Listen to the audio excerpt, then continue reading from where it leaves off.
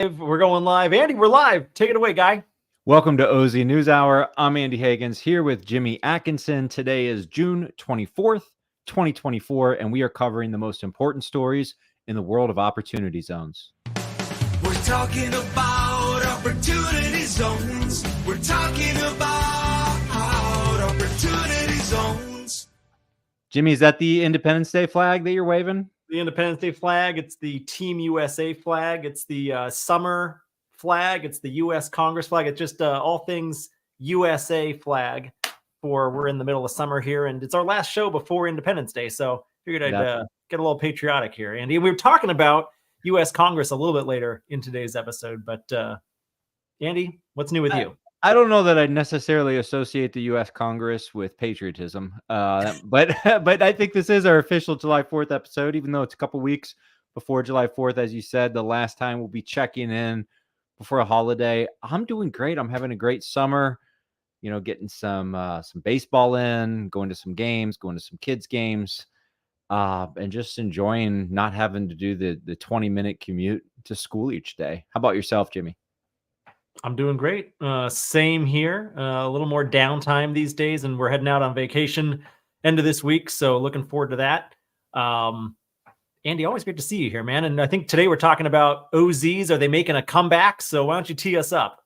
Yeah, absolutely. And a reminder to anyone who's watching us live stream this episode on YouTube or LinkedIn or on any of our video streaming platforms, please chime in, give us a comment. We want this to be interactive. We want your opinions, good, bad, in between, but let's make this interactive. So feel free to chime in anytime. And really that our lead story today, Jimmy, from Novogradac: outside forces slow OZ investment, but economy extension could spur increase. That's the headline.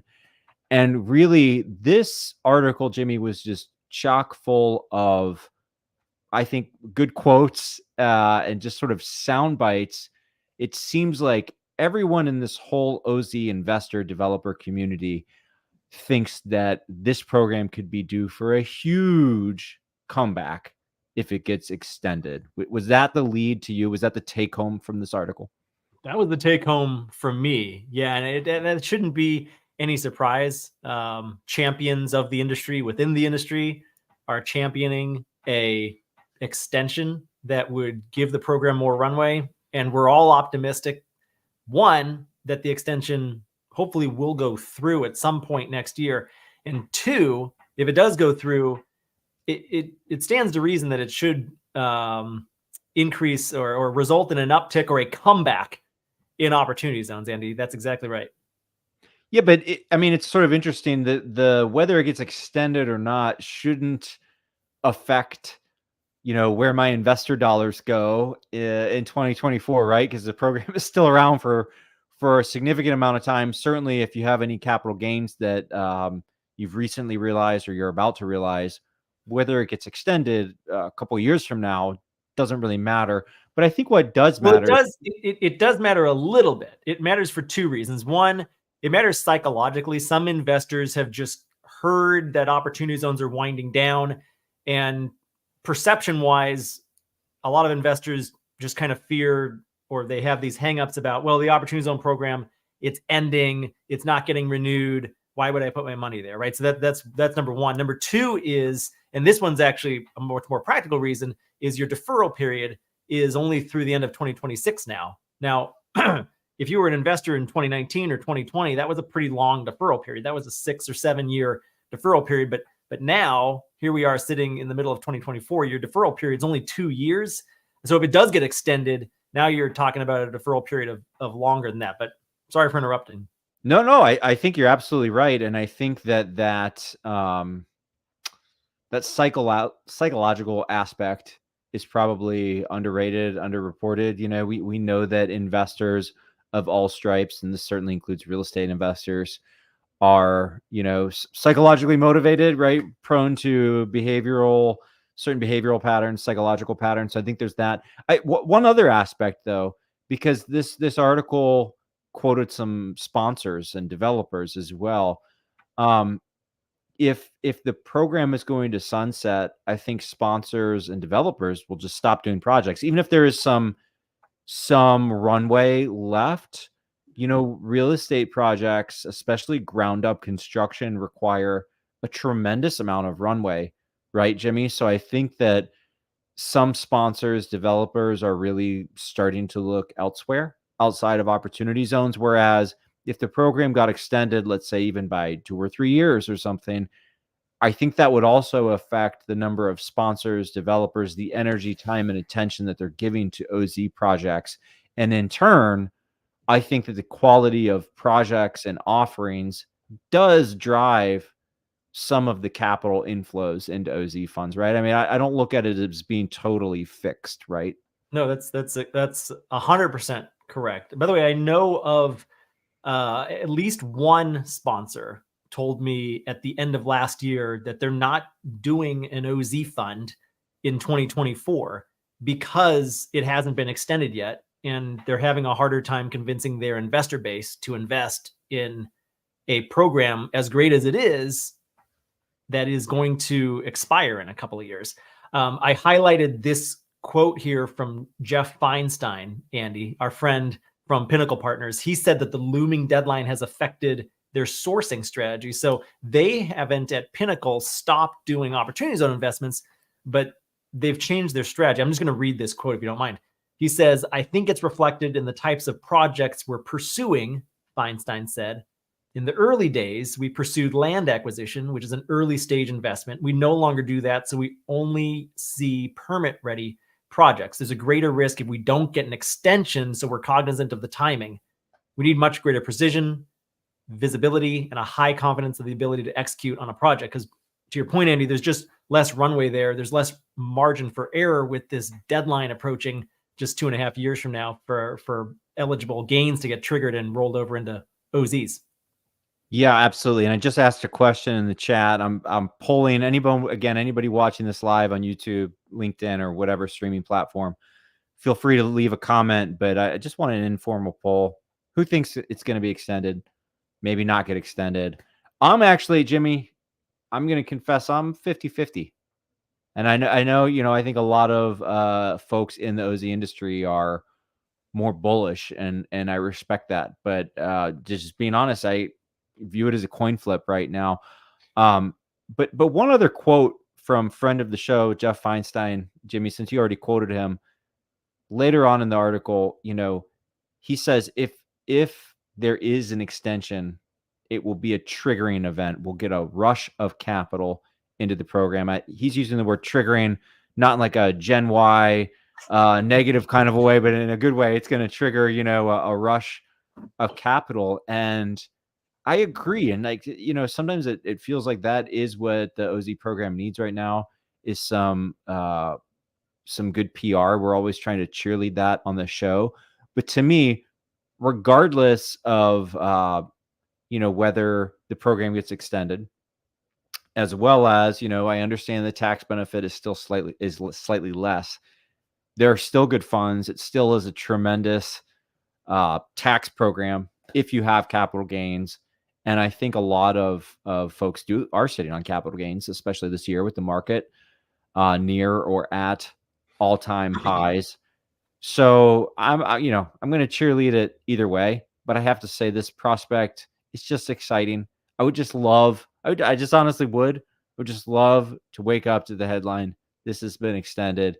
And I think overnight, the attention, the focus on our space would like 5x with an extension. That'll be a great day.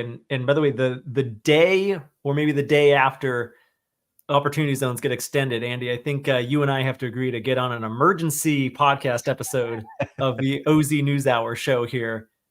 Just to take some live call-ins, and it'll be a celebratory atmosphere, I think. And I got my fingers crossed. Andy, I like and I respect your 50-50 call. I honestly think it's probably 50-50 as well. In 2025, they're calling it the tax Super Bowl, by the way, because it's the year that a lot of the provisions of Trump's Tax Cuts and Jobs Act start to expire. There's a lot of tax legislation priorities on both sides of the aisle. So they're going to need to get together and have some sort of big tax legislation debate, the Democrats and the Republicans, in 2025, once the new session of Congress is seated. How it plays out, it's going to depend on the outcome of the election. And when it plays out, I know that Congress doesn't really like to get things done too far in advance. I think they're probably going to take it right up to the wire. And I see some tax legislation going through in December of 2025. There's a chance that it doesn't, though. And there's also a chance that if it does, it doesn't include opportunity zones. But fingers crossed, I think there's a good chance that we do get an extension, but it's going to be a little while here, Andy. So you're 50-50. And by the way, to our viewers, we didn't, I didn't ask him that before the show, so we didn't check notes or anything. But Jimmy, let me ask a follow-up question to that. Yes. And we'll get a little bit political here. Hey, it's an election year. This is tax policy. This is about as political as it gets. So your overall prediction, 50-50, similar to mine, that the program gets extended. But let's segment that probability. Probability the program gets extended under a second President Biden term. Don't think, just answer. I'm going to say 40%. 40, 60. Yeah. Probability that the program gets extended under a President Trump second term.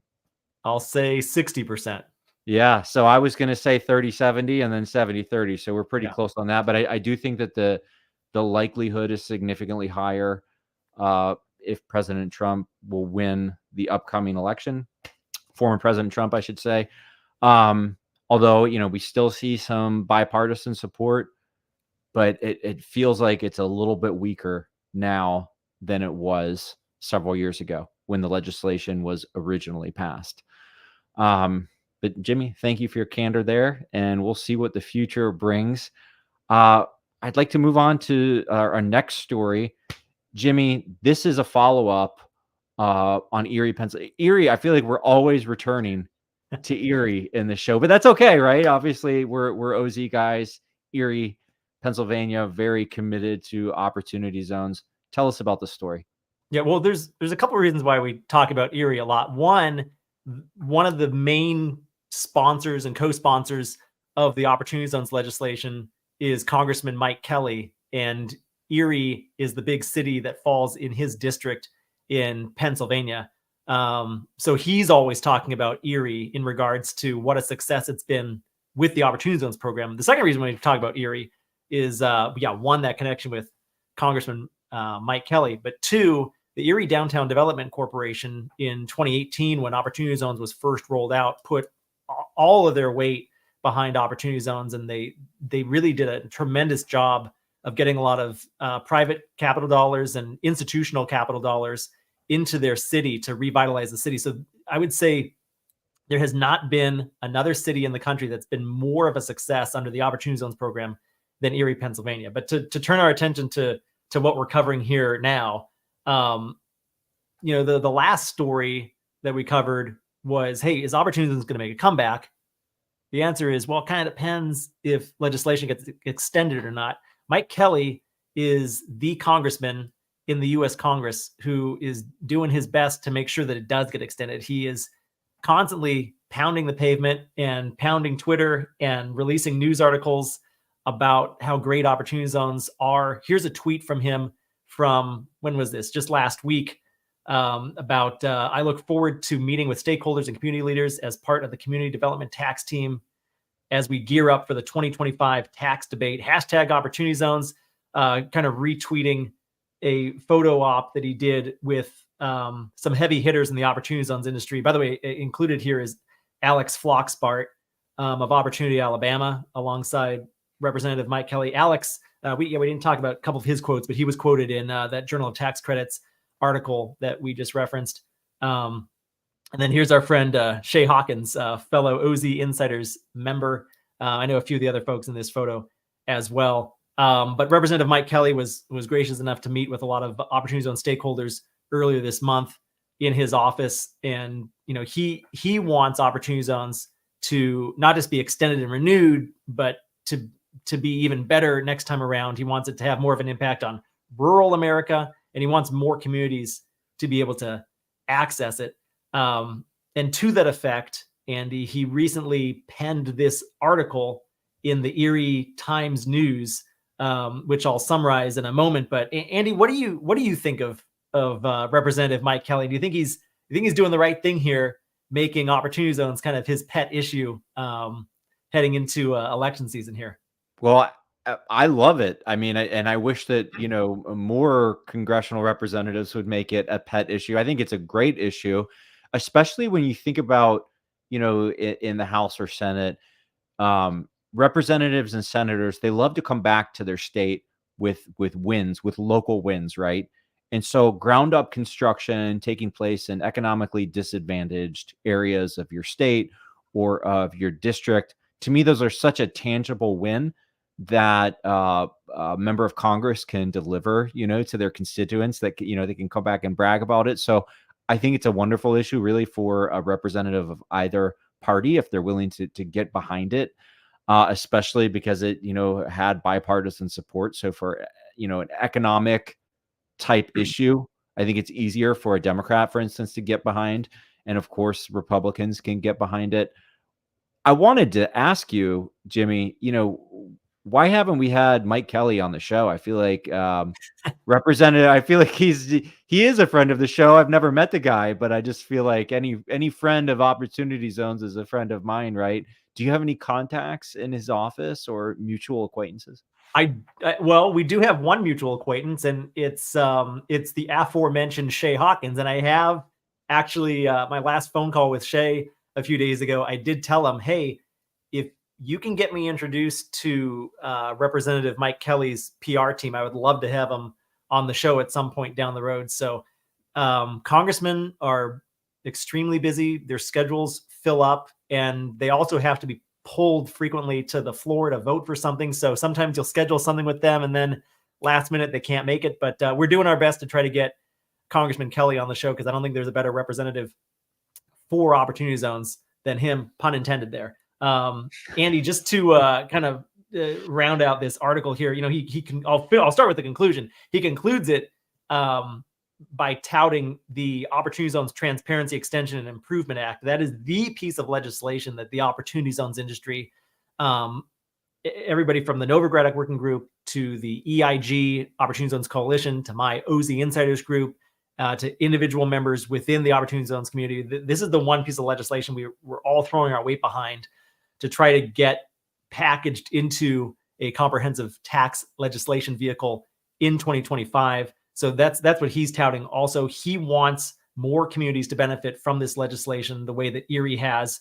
That's why he's throwing his weight behind this OZ Transparency Extension Improvement Act. He sponsored it, in fact. One other point I wanted to quote from the article I just wanted to read also, and then I want to turn to you and get your thoughts, Andy, is that EDDC, that's the Erie Downtown Development Corporation, EDDC stakeholders have since leveraged $42.5 million of private capital to complete approximately $113 million in private investment into Opportunity Zone projects in the city's core. That's just in downtown Erie alone, $113 million through Opportunity Zone investing. With OZ legislation as a catalyst, a committed community of private stakeholders, the capital of a national Opportunity Zone impact fund, and local bank financing, the Erie Downtown Development Corporation has seen significant success.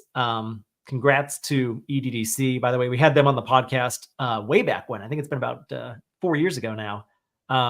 Tremendous transformation story. The rest of this article summarizes what Opportunity Zones are, the great impact that they've done within Erie, the great impact that they can do across the rest of the country that hasn't had a chance to use them yet, should the Opportunity Zones legislation get extended. And then he also calls back to his field hearing that he did with the U.S.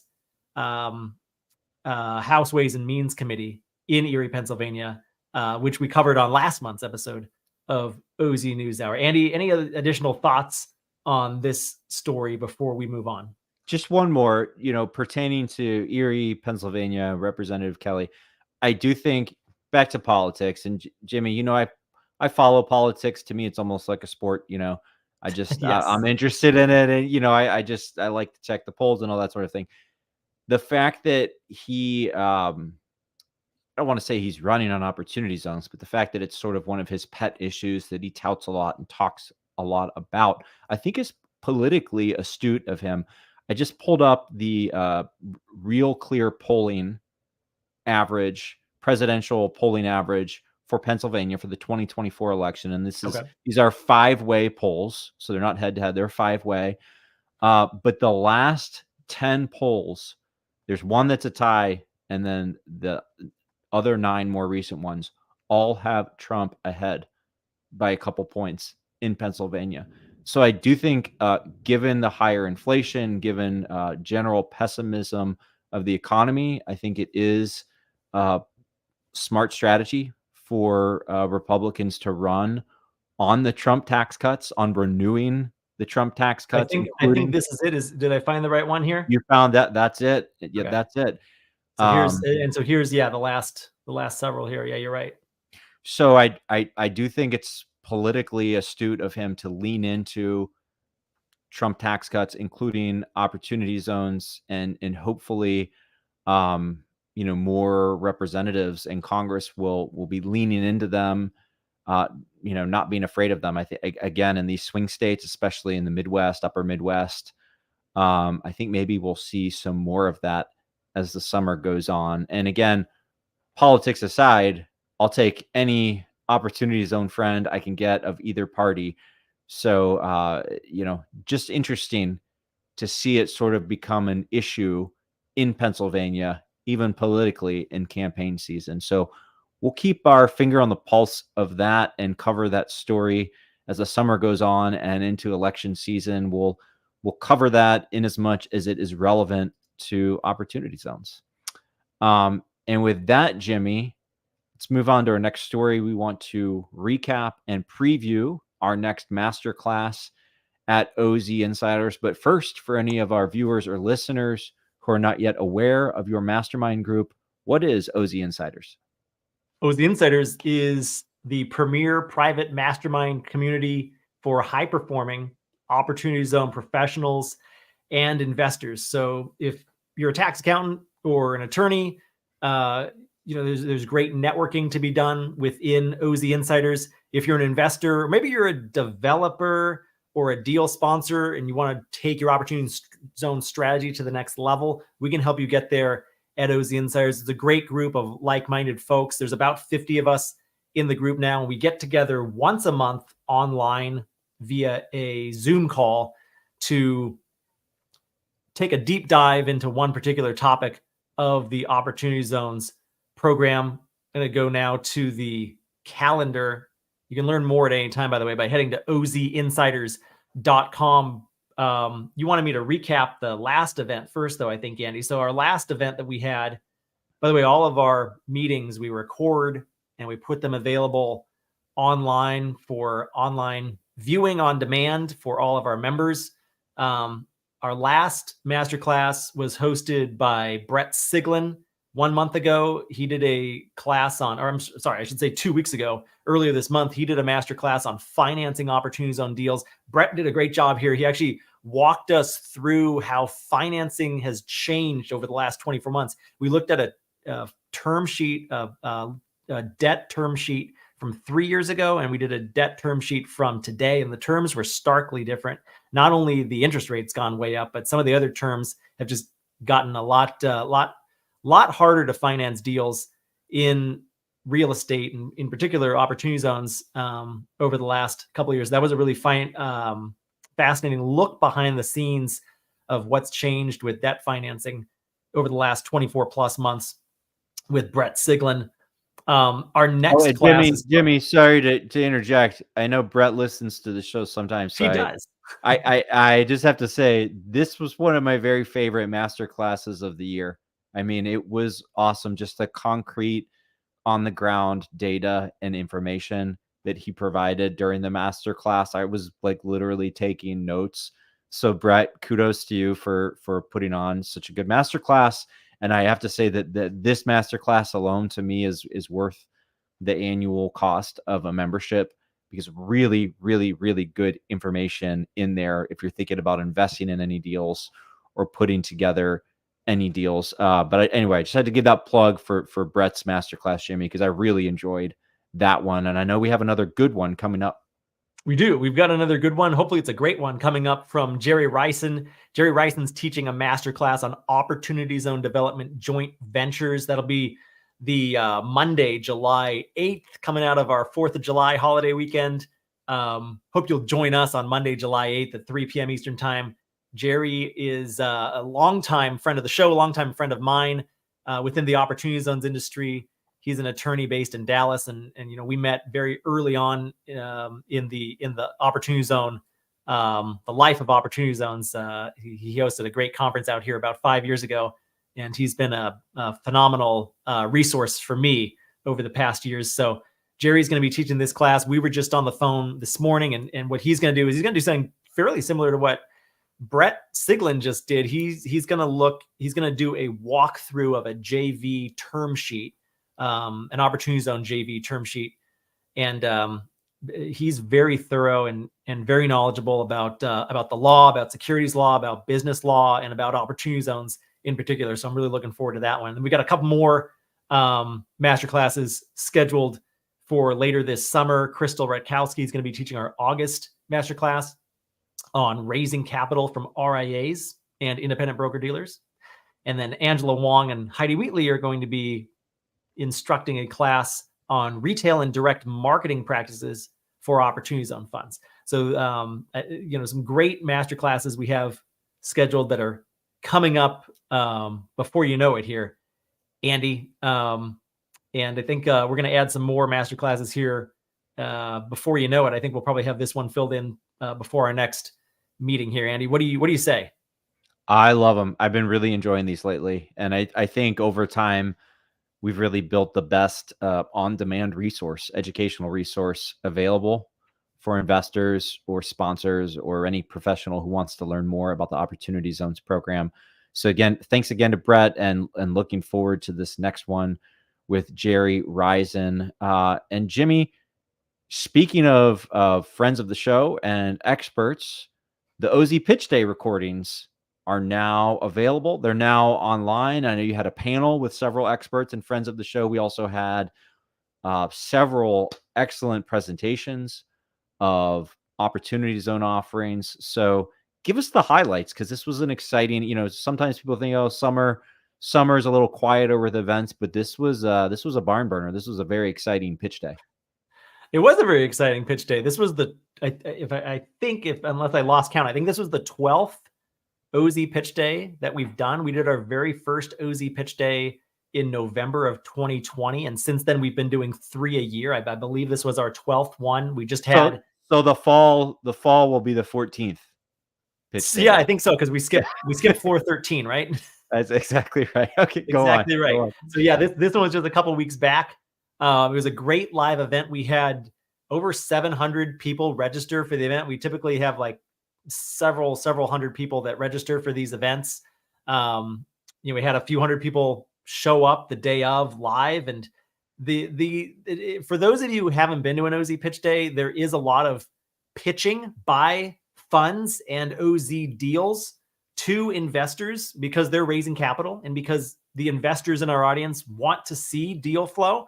So it's a great way for those two to meet. It's a great matchmaking event, but it's also a great educational event. We have we usually do like 2 or 3 different distinct educational segments throughout the course of the day. So I'll briefly recap and say a little word about each one of our OZ sponsors that presented at the event. This Las Vegas self-storage deal by YourSpace America was the one self-storage deal that we had at the event. We're going to be talking about Russ and self-storage a little bit later in the show today, Andy. We also heard from Urban Catalyst, their multi-asset real estate development fund in downtown San Jose. Savoy Equity Partners is doing multifamily OZ investments in Texas. Barrett Lindbergh was great. Centennial Advisors has a pretty unique and relatively new to me strategy, double net, pre-TCO, double net lease retail in Opportunity Zones. That was great to hear from Axel there. OZ Insiders member Liam Cray presented his multifamily OZ project in Miami. They're just about to close on it, or maybe they just have closed on it by now. And then this one's a kind of unique one, an oil and gas fund within the Opportunity Zone structure by Matt Ike at US Energy. Phoenix OZ Fund, as in a phoenix rising from the ashes in this case, because it's not located in Phoenix, it's located in Columbus, Ohio. This one builds affordable housing for ex-offenders to help them reintegrate into society. And then, of course, Tess Young with Monterey Globe and their mixed-use project in Globe, Arizona. And we had a couple of panels, Andy. We had our Ask the OZ Experts panel with Brett Siglin, with Jerry Ryson, and with Ashley those guys. Johnson. Yeah, we know these guys. They're all OZ Insiders members.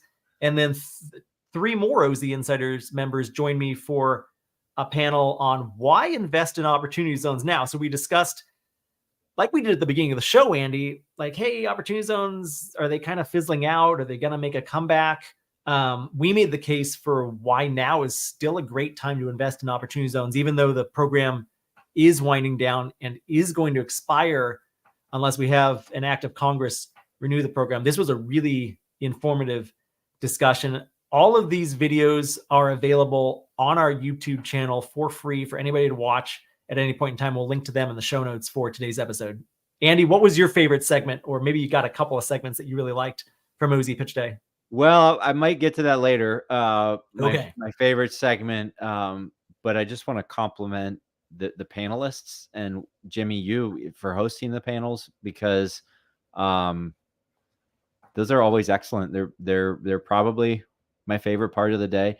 And, again, back to the OZ Insiders, if you enjoy these panels, but you want some more in-depth coverage of a lot of the issues that they discussed, we kind of have the in-depth version of those in masterclass form. But I think what OZ Pitch Day does, what I love about it, is just the variety, right? So Jimmy, you start off the day with like a crash course.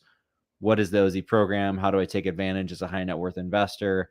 And then you have the panels that kind of usually give a little bit of, sort of state of the market or some other investor friendly insights. And then what I loved about this pitch day specifically was just the lineup of the different sponsors. The fact that there was double net, it's almost triple net, but double net, the fact that there was an oil and gas fund, and there was self-storage, and then of course, multifamily and other real estate.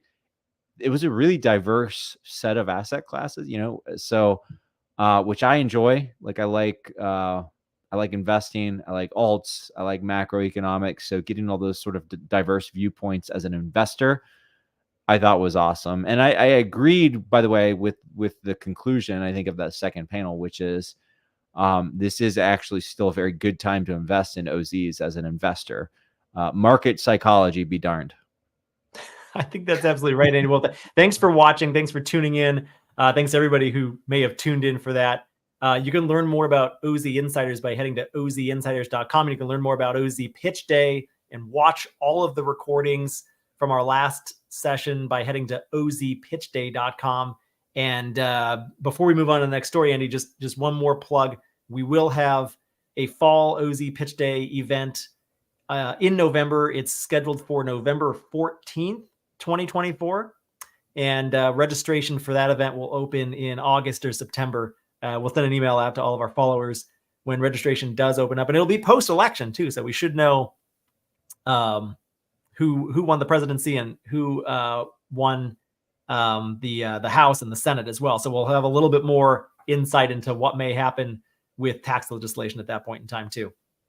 Jimmy, that's got to be a panel for the fall. It's probably going to be a panel. It's on my short list for sure, Andy. I love it. I love it. I can't wait. Well, that brings us to our final story of the day. This featuring our friend of the show, Keith Lampi, the new CEO at Inland, weighing in on opportunity zones and self-storage with multi-housing news.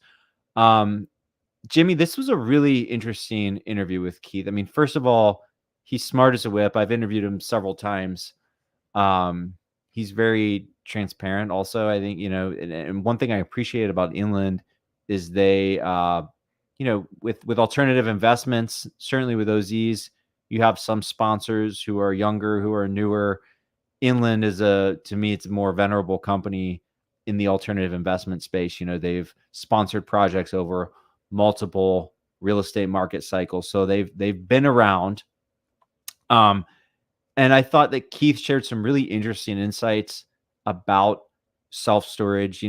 One thing is that while occupancy rates and asking rents are down compared to last year, so that's important to acknowledge, they're still very healthy compared to the historical norms.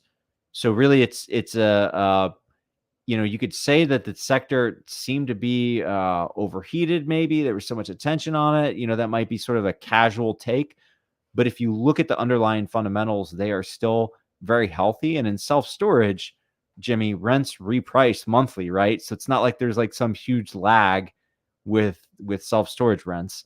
So healthy fundamentals.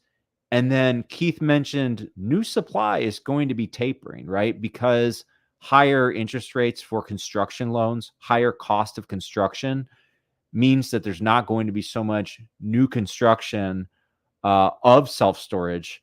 So it seems like this sector is, according to Keith, it's in a fundamentally healthy space. Any thoughts on self-storage as a sector, Jimmy? Anything else that you've heard? Well, I like self-storage as a sector, and there really aren't a lot of people doing self-storage as opportunity zone investments, but it's it's an industry that I think has grown a lot over the past few years here. It experienced a huge spike in during the COVID pandemic. It's tailed off a little bit since then, but if you look over a 30-year period, according to one source at least, it's the single best real estate asset class in terms of performance over a 30-year period. So we'll talk about that more in a second. But I like the space. I like Inland a lot as well. I mean, Andy, talk about an established company. They are the largest DST sponsor in the industry, and they have over $10 billion in assets under management, and they've got a footprint in just about every state in the country, I bet, too, Andy. So those are my thoughts, and a great article here, a great piece, a lot of good insights from Keith in this article, which we'll link to in our show notes for today's episode. Yeah, and one other trend that Keith mentioned, and again, that the guy's smart as a whip. He's always been great when he's appeared on any of our shows, but he's very transparent about trends and with specificity. The types of projects Inland likes, why they like them, why they don't, and he mentioned that their most successful QOZ self-storage acquisitions were retail conversions, right? So Jimmy, think like vacant big box retail stores. I don't know if they're like malls or just like anchors, outbuildings and malls, or just general big box stores. And you think about self-storage trends where in some locations there's more interest in like climate controlled self-storage, and so that market is evolving, right? It's not one size fits all, and I always find that those conversions are really intriguing. People always talking about potentially office conversions, office converting to multi-family, all these sorts of creative uses for real estate. So the fact that Inland has done this in the QOZ space with self-storage conversions from retail big box stores, I think that's really interesting and creative. It's something a little different, and I think that's where a lot of the value is created in investment real estate and commercial real estate, is operators who can think differently and be a little creative, right? I love adaptive reuse. If it makes sense to do it, it's hard to transform an office building into an apartment building sometimes, but I like the idea of transforming big box retail to self-storage. That makes sense to me, Andy. Absolutely. And Jimmy, I think that's our fifth story. So that's almost a wrap on today's episode. But before we go, what is your pick of the month? What are you reading, watching, or listening to in the world of opportunity zones that you'd like to recommend to our audience? Well, we already took away a lot of great options for me. We already talked about OZ Pitch Day. We already talked about that Novogradac article. Yeah, I can't recommend Novogradac enough, by the way. Just a quick plug for them. They have a great Opportunity Zones Resource Center. If you just search for Novogradac Opportunity Zones Resource Center, they pump out a ton of great data, and they track what every state is doing with regards to opportunity zones. So I recommend that. But my pick for this month is this article from our friends at Capital Square. They've launched, by the way, this is just kind of another run-of-the-mill opportunity zone fund that's launching, but I was struck by a couple things here. First of all, they're launching Capital Square Opportunity Zone Fund 9. So they're on their 9th Opportunity Zone Fund now. Their 9th different project that they've built with Opportunity Zone Capital. They're going to develop mixed-use apartment community and hotel in Richmond, Virginia. They, by the way, they like Inland are one of the largest DST sponsors in the real estate industry. And a lot of these DST sponsors the last several years have migrated to opportunity zones because it's a similar tax incentive that provides cheaper cost of capital, cheaper cost of equity financing for real estate development. This particular deal is going to be a 320 unit mixed use apartment community and luxury hotel in Richmond, Virginia, in an opportunity zone, of course. They're going to raise $77 million in equity.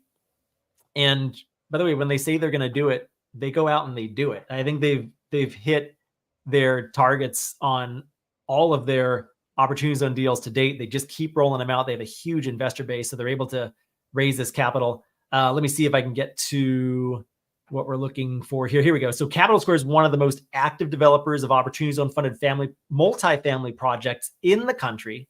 They've invested over $230 million in equity in the last 5 years toward the construction of 8 developments. They brought 1,600 new residential units and over 40,000 square feet of retail. That's quite a bit of impact that their opportunity zone platform, just for this one operator, has accomplished just in the last 5 years, which is just another case study for why we should get this program renewed, because it's building housing. I mean, the 1,600 residential units that might not have been built otherwise, or might have been built, but maybe a little more slowly, or might not have been built at all without this program. Capital Square might have decided, well, let's look at this other area instead. So this is just another example of an opportunity zone project that's going to get done under Capital Square. So congrats to them. This is going to be their 9th project, and maybe we can get Capital Square representative on the back on the show again soon. Andy, what do you think here? I love it. And yeah, I have to give my official tip of the cap to Capital Square. Those are some impressive numbers. And as you said, Jimmy, another success story. My pick of the month, Russ Colvin, your episode with him, Jimmy, on the podcast, The Rise of Self-Storage Real Estate. You asked me what my very favorite segment was from OZ Pitch Day. I don't know if I can pick an absolute favorite, but one of my favorites definitely was YourSpace America. The thing I love about Russ, and I know I'm talking about his OZ Pitch Day presentation here, but I'll come back to this episode. The presentation, it's not like super flashy, but I can tell just listening to him that he's done this for a long time and that he really knows what he's talking about.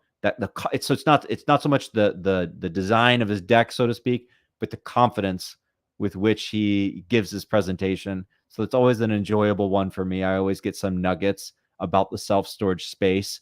And, speaking of nuggets about the self-storage space, this podcast episode, it's a little bit longer of a format where you're not talking about an individual offering, but you're sort of picking his brain about the space in the context of opportunity zones. So for anyone interested in self-storage, especially development, I think this is a must-listen episode. By the way, regardless, OZ or non-OZ, just if you like self-storage, you got to listen to this guy. Jimmy, great work on this episode.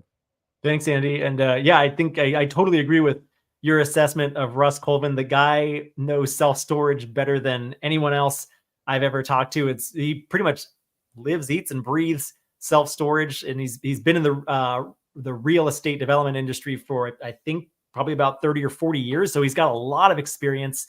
And, in the last few years, he's been investing more and more into self-storage. They've done, I think, over a dozen, maybe over 20 different self-storage deals over the past several years. And their platform isn't limited just to opportunity zones, but when one of their deals happens to be located in an opportunity zone, they can bring in opportunity zone capital. And I think, the expression, all hat, no cattle, Andy. I think Russ might be the opposite of that. He is all cattle. He's not very flashy, but he knows he delivers his presentations with poise, with confidence, He's got everything memorized just about. He just knows self-storage, and he knows his deals like the back of his hand. It's pretty impressive. Absolutely. He's our kind of guy, Jimmy. And that's He is. it. That's it for today's show. We'll be back in about a month for our next edition of OZ NewsHour. Thank you all for watching and listening. And Jimmy, thank you for joining me today. This was a lot of fun. Thank you, Andy. Good night, USA. Happy 4th. Happy 4th, everybody.